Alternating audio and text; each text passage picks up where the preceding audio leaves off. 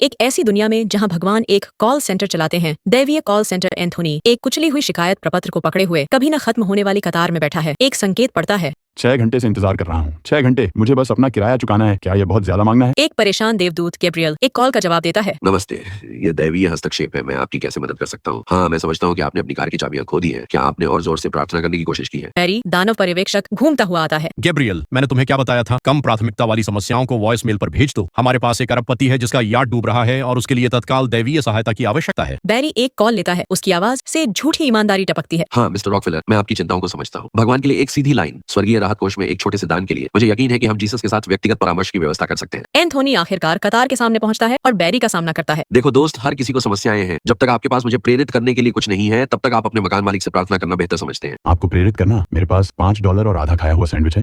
Next. निराश होकर Anthony system को मात देने का एक तरीका खोजने की कोशिश करता है। उसे एक गुप्त कमरा मिलता है जहां दानव प्रार्थना लॉटरी में धांधली कर रहे हैं। तो तुम मुझे बता रहे हो यहाँ तक कि दैवीय हस्तक्षेप भी भ्रष्ट है? अरे किसी को तो यहाँ रोशनी चालू रखनी है और लूसीफर को हैम्पटन्स में एक नया ग्रीष्मकालीन घर चाहिए। एंथोनी इस ज्ञान से लैस होकर कम प्राथमिकता वाले याचिकाकर्ताओं के बीच एक विद्रोह शुरू करने का फैसला करता है और दैवीय मदद तक समान पहुंच की मांग करता है। हम सिर्फ नंबर नहीं है, हम लोग हैं वास्तविक समस्याओं के साथ। चलो उन्हें दिखाते हैं कि छोटे लोगों को भी एक चमत्कार मिलना चाहिए। विद्रोह गति पकड़ता है जिससे कॉल सेंटर के संचालन में बाधा आती है। जीसस खुद हस्तक्षेप करने के लिए मजबूर हो जाते हैं। ये सब हंगामा क्या है?